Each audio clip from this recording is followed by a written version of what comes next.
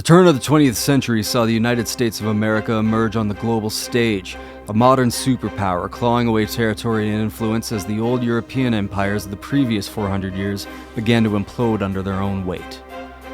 The Spanish-American War had established America's military might and made them an empirical force, and the new money robber barons of America's Gilded Age challenged the old money establishment in Europe in wealth and opulence. With the mineral and manufacturing wealth of the New World, along with an ever-expanding population and still developing benefits of democratic capitalism, the image of the plucky American upstart that Mark Twain had sold the world was finally manifesting. Professional wrestling was moving at pace with the country, having been its most popular pastime since the Civil War. Catch-as-catch-can wrestling was booming business across an ever-widening country, and as the century rolled over, a man who represented America, working class, brash, ruthless, and always looking to make a buck, was set to take the seat of the old world's greatest physical specimen, a learned gentleman of discipline and renown who perhaps lacked the determination and grit of an Iowa farm boy. These are the stories of Frank Gotch and George Hackenschmidt, and the world's first proper world champion.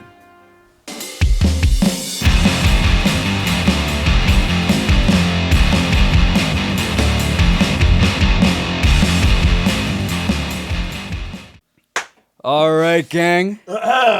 We're back here. Catch Chronicles. Mr. Havy, Mr. Jimmy. If you're listening to this in order, yes, we used the same intro twice. It's the same fucking story. I broke it into two. Sue me. Today we're talking about Frank Gotch. Frank Gotch, of course, America's greatest catch wrestler. Yep, no competition. Dan Gable might be America's greatest wrestler. He may. But he's not a catch wrestler. And we're a catch podcast. So we can be biased. Frank Gotch is the greatest wrestler that ever came out of America. Can we accept that everyone's a little biased and we can be a little bit biased? Yeah. Also, prove it. Yeah. Best burger in town. Says who? Anybody can do that. So Frank Gotch, of course, this is part of our series on the Gotch-Hackenschmidt feud, rivalry, matchups, kind of the most important matches in the catch wrestling history. And we did George Hackenschmidt last week. We're doing Mr. Frank Gotch this week. A lot of parallels between these two gentlemen. Which you mentioned, which is interesting. Very different parts of the world, but very, very similar in certain ways. Very different in certain ways. Again, that Talladega Nights kind of... Yeah, that's perfect. They're both the best, but they're not the same fella. Mm-hmm. But they were born at the same year. They're so both born in 1877, but where George Hackenschmidt was born in Estonia, Frank Gotch is born in Humboldt, Iowa, which is probably looks pretty much the same. But it's maybe certainly a little sunnier in Iowa, a lot drier. Yeah. But a lot of gray and yellow, I imagine, in both scenarios. Although I guess it might not be fair that whenever I think of anywhere that's ever been a part of Russia or the Soviet Union, I just think of black and white. Like, you know what I mean? Like, it's just you go from color to black and white. I just go. It's like, yeah. It's set back in the 50s. It's not even Humboldt, Iowa. I see in sepia. Yeah. You know what I mean? But Estonia, I see just black and white. Well, it's Estonia's 1984. In the world. Anyway. So Frank Gotch grows up farm boy. You know, farm strong, tendon strength. Farmers and wrestlers are just the two strongest people. And when you put them together, you get Brock Lesnar, right? Yeah, like exactly. you get a man, That's a man that he's a Stone Age Cro-Mag. You know. I like to picture him on a horse with armor. Can you fucking imagine? No, I don't want to. No. Here's my wife. Here's my family, whatever. What would you like, sir? We talking about anyway. I'll punch myself in the face. You stay on your horse, sir. You staying pristine up there. You just be all that is man. I'll be over here. Now I will say, when you look at Frank Gotch, he does not look like Brock Lesnar. Yeah. He's not built like that. Yeah. Hackenschmidt, a little more similar, but Frank Gotch is more that long, lanky tendon strength. He's 5'11", 200, which isn't, that's kind of a slightly above average size man today. 100 years ago, that's a big fucking boy. Right. You know what I mean? I forgot 5'11" at the time is like 6'2", 6'3" now. And he's a strong, sturdy 200 pounds. German parents, It's great. My girlfriend edits my notes, cuts them down Thank God, because I to wouldn't make be able to to make read because I any write of this. in Yeah. paragraphs, and apparently she, particularly in tendon strength, I say. Ew. What's gross about tendon strength? Do you know what a tendon is, baby? I just think this really points out Ew. to the fact hold on, that guys are always supposed to work out to impress women, but the only people that are ever impressed by a guy's physique are other guys. Just dudes, yeah. It's just dudes. We're it's like women dress for other women when they go out to the club, right? You know what I mean? 100%, They're dressing yeah. for the girls, And we're hitting that working out bench for the doing boys. just for the boys. It's We're working so out for the funny. boys. The Shepard- girls just want us to be kind and funny. Dak You Shepard know? has a whole episode about this where it's just him and Rob McElhenney and I can't remember the other dude, and they just talk about the male physique for fucking 3 hours. It's amazing. Yeah. You want to hear 2 words a woman has never said? Male physique. Zeke, exactly. They don't say those disgusting words. They think tendon strength is gross. Anyway, that's hysterical.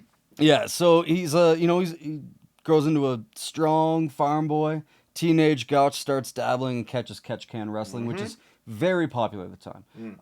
In America, catch wrestling really blows up during the Civil War amongst soldiers because you got a lot of free time when you're a soldier. It's the waiting that's the hardest part. And when's the Civil War again? Civil War would be 61 to 65. Okay.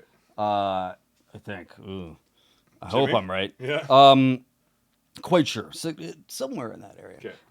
So it's still a very popular kind of pastime, especially in kind of like the heartland Midwest. That's always been Wrestling Iowa. country, man, yeah. That's always been kind of the stronghold for legitimate wrestling. Yeah, absolutely. And then very much for illegitimate wrestling later on. Later on.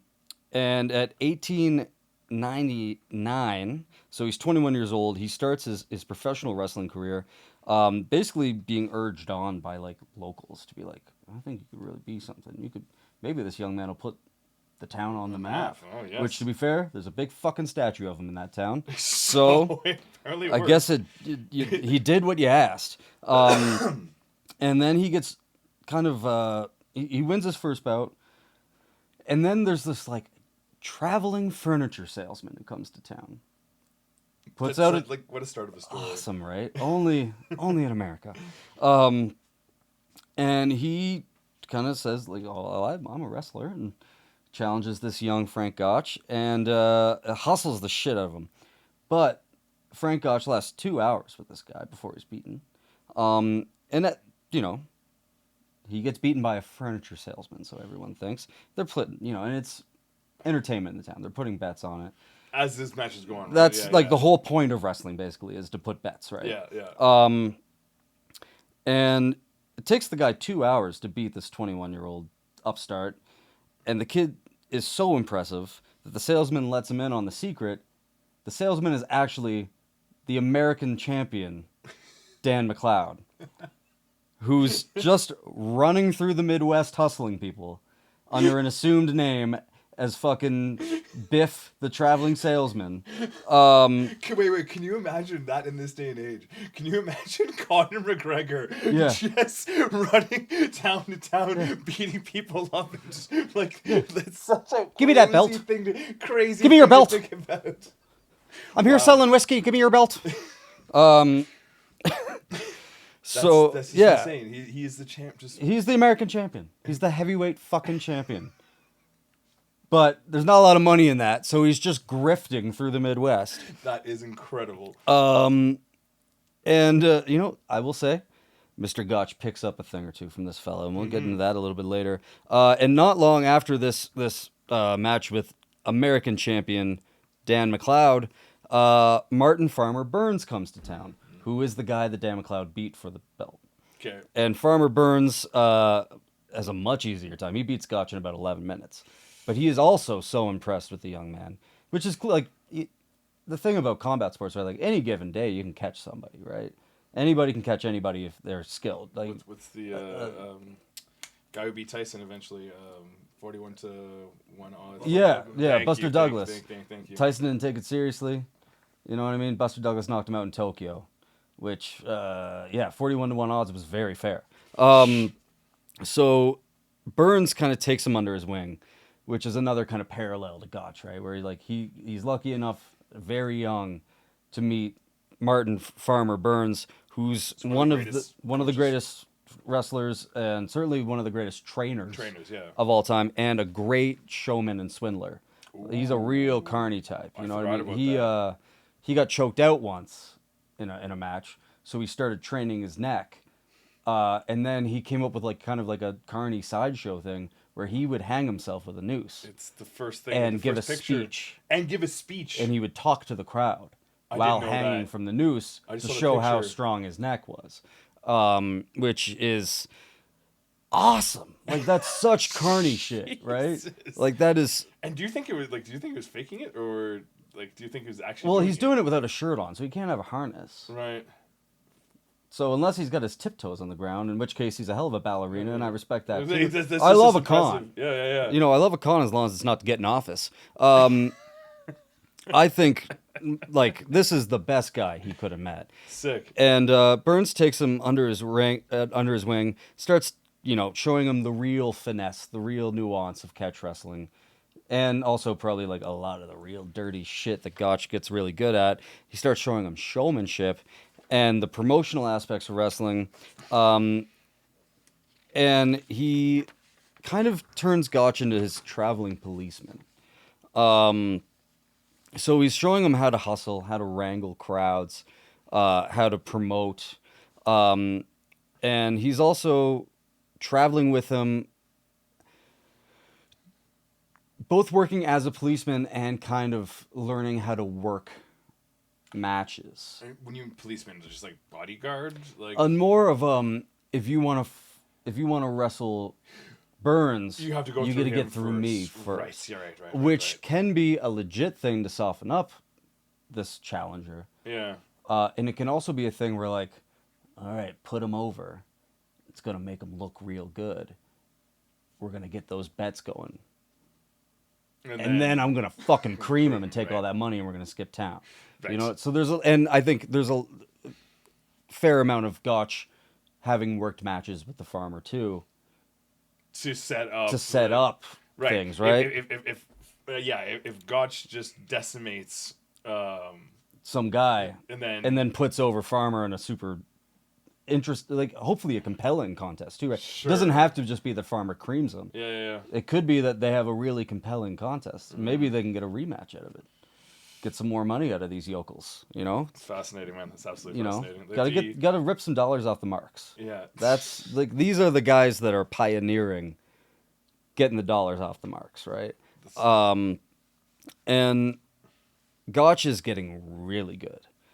And he's kind of getting a reputation as like that he has his whole life. Like Gotch is a sadistic man. Like Gotch will torment you. He's a bully. Yeah. He's that capable bully that like No one don't wants like to deal like with. they always tell you to stand up, but there's every now and then you shouldn't stand up to that. You should just say no, no sir, thank you sir, and get the fuck out of there. Yeah. And this is the guy. And he would go in. He's kind of like he's the dirtiest player in the game. Like he's the Ric Flair, Strangler Lewis, Gorgeous George, Buddy Rogers kind of type of. He'll use every dirty trick. The Bobby Heenan win if you can, lose if you must, but always cheat. I think there's probably a lot of instances where Gotch didn't need to do some of the things he was doing: the gouging, the headbutting, the fish hooking. Fish hooking is just never necessary. The class greasing his body.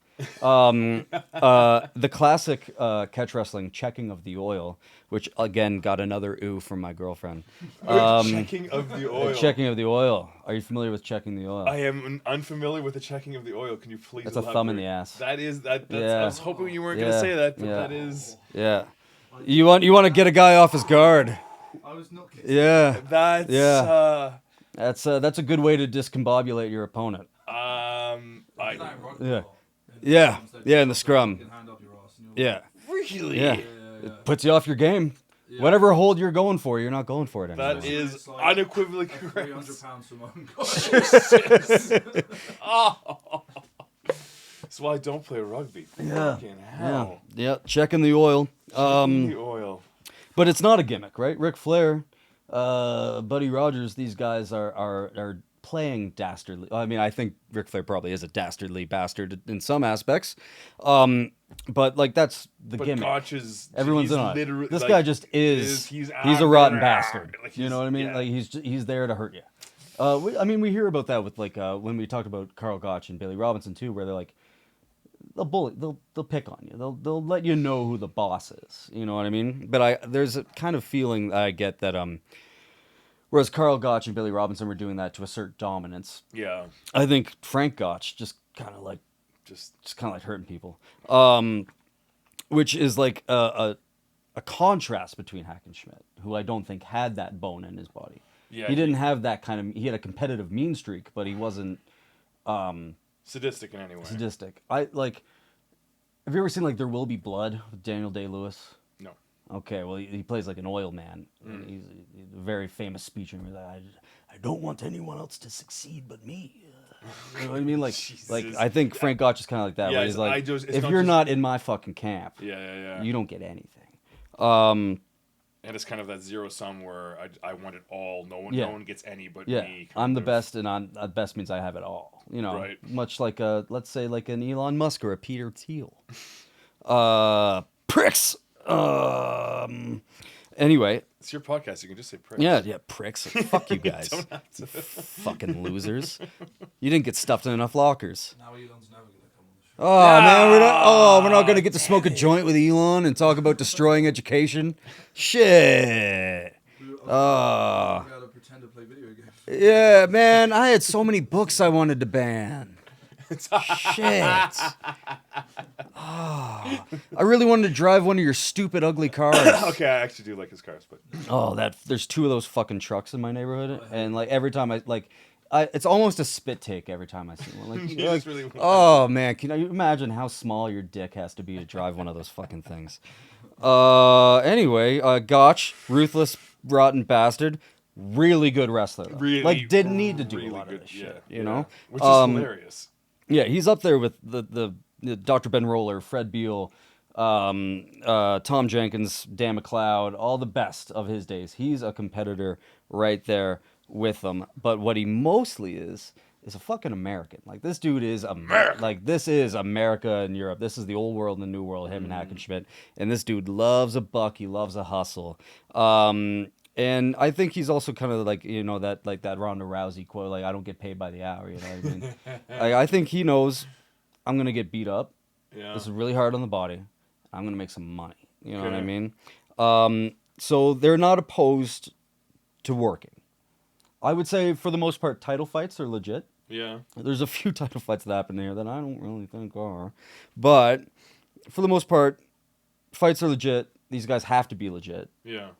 It's not like Hulk Hogan, who You can't. couldn't, didn't know Was his he- ass from a was- hole in the ground. Was Hulk Hogan not a good wrestler?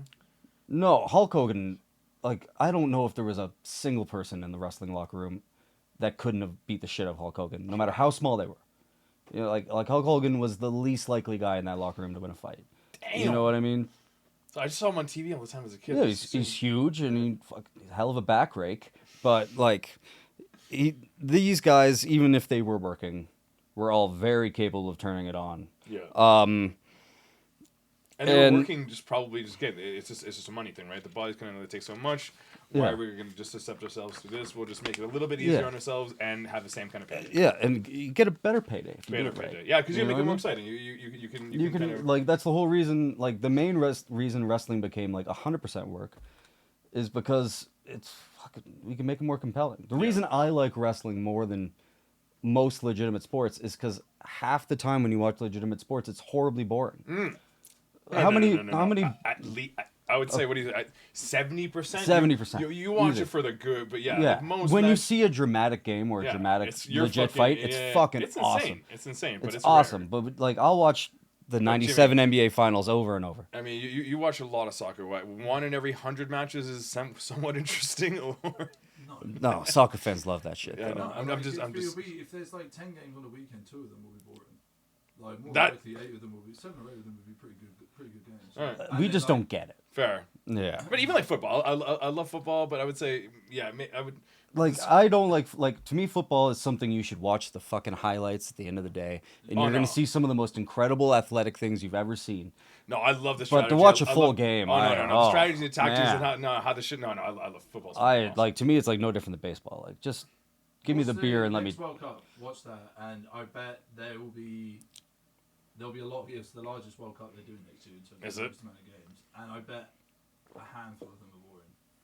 Like they'll be fucking intense. Like you have. That's what you have. I guess to World really Cup see is a little different. the Yeah, intensity yeah. of the importance of the fixture match. If it's not an important game, then it doesn't really matter the score. I think it's also like I know what games to watch. Oh, If you that's a looked good at all point. That's a 10 good point. games Yeah, yeah, and yeah. You just picked one. Yeah. You might be, I know these teams, but you don't know what the state of these current teams are. Yeah, like what's the storyline? Like where, like Manchester United, my team, super famous. If you watch any of their games this year, you would be like, I don't understand why this team's famous. This is one of the worst levels of football I've ever seen.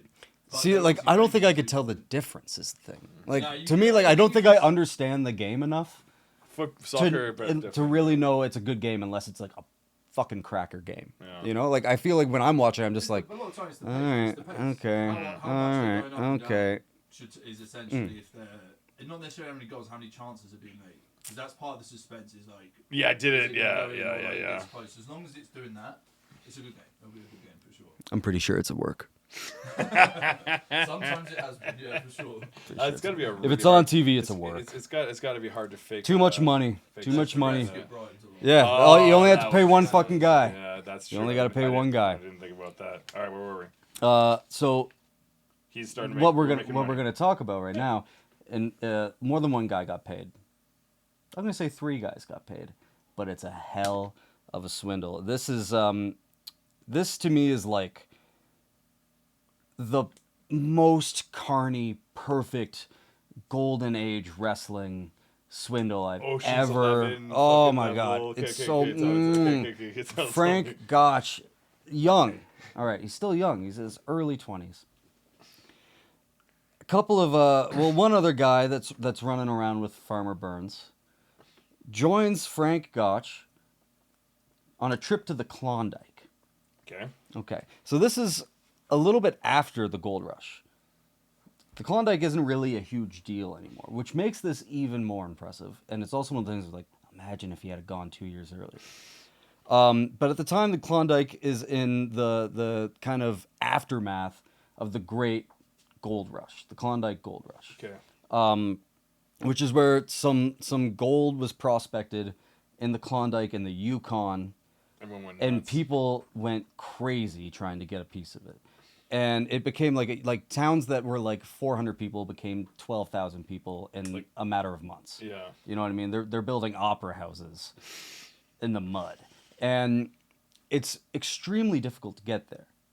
And like you had to prove to the Canadian government that you had a year's worth of provisions to even be allowed to go, Jesus. which meant like so you'd take a boat which costs thousands of dollars in today's money to get this boat into Alaska or into like BC, and then you've got to bring a year's worth of shit all the way to the Yukon. It would take months for people to get there. People would die, and then most people never found anything, right? Like most people never Yeah. made any money. Yeah.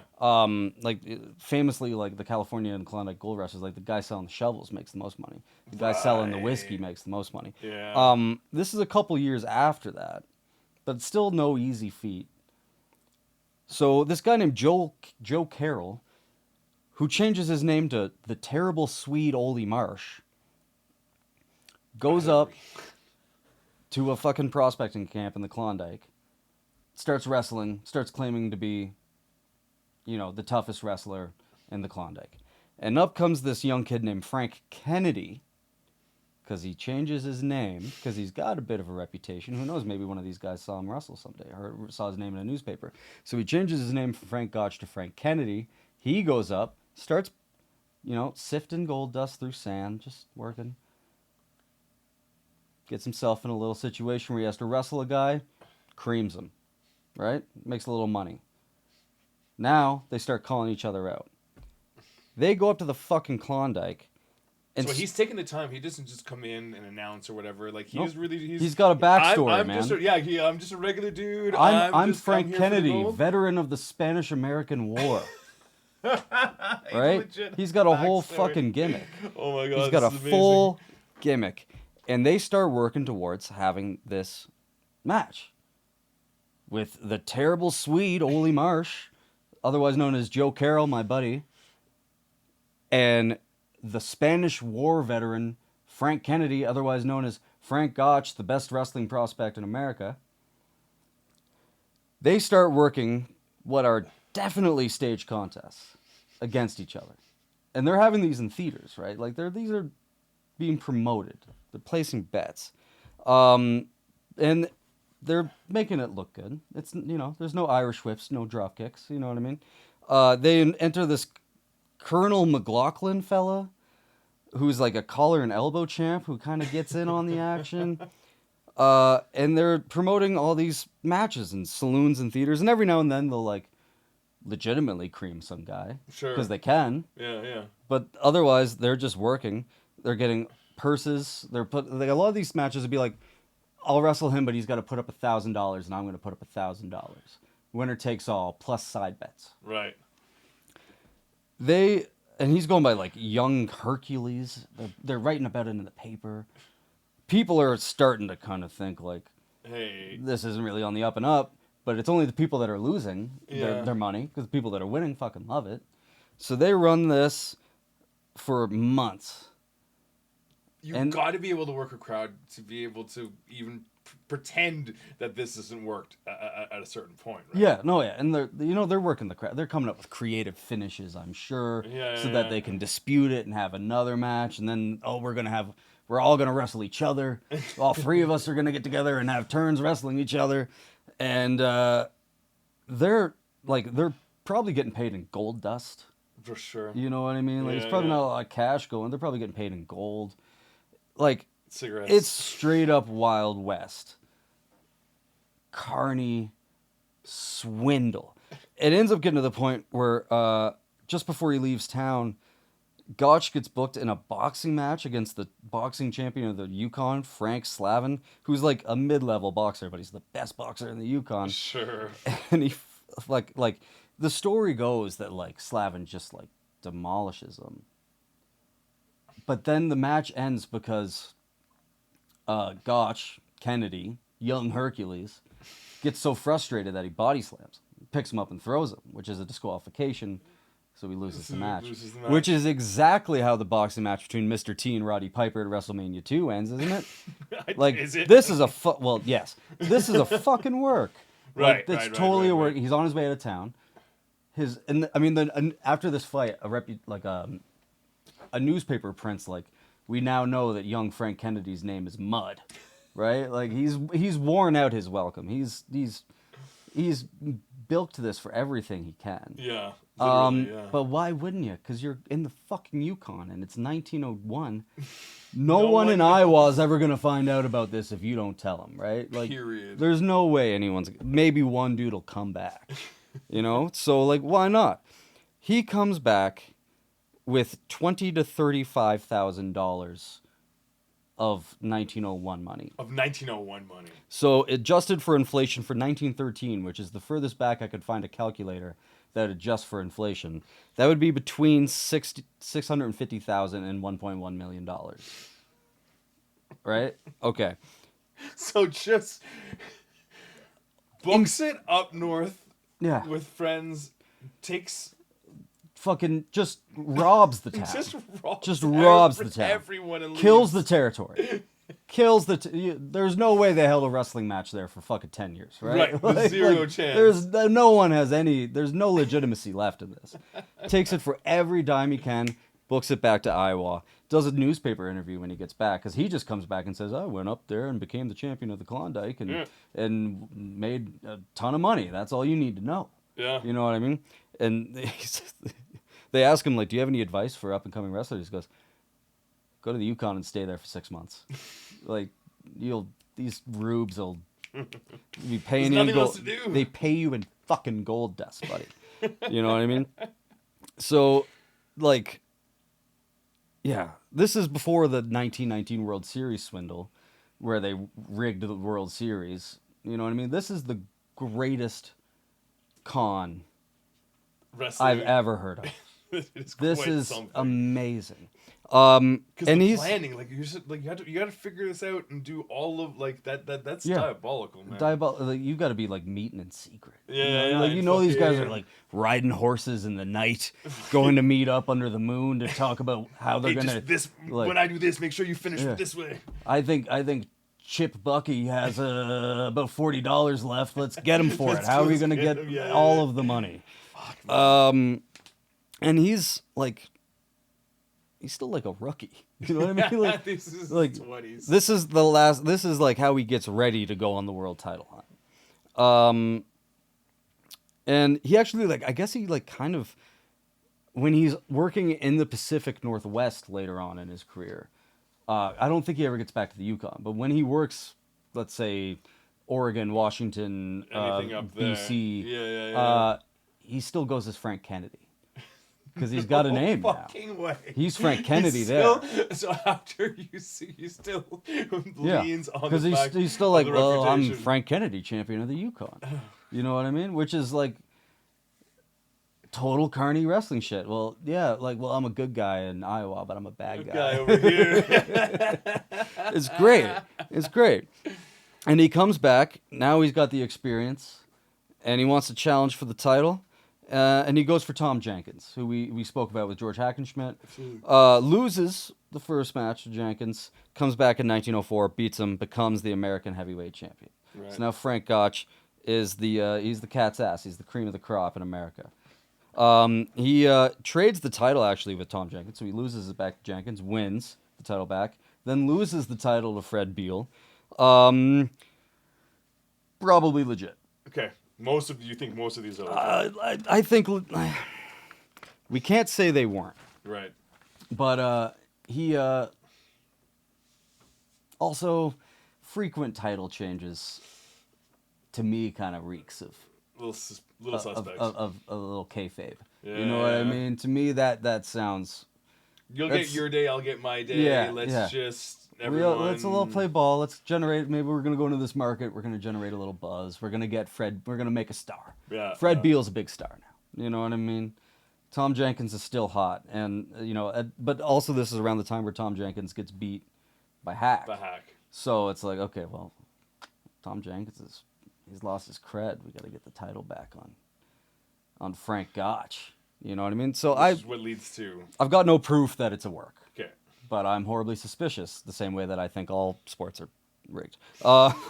He's just generally horribly Yeah. suspicious. But at this point, I think it's fair to say Frank Gotch has established himself as the biggest star in American wrestling.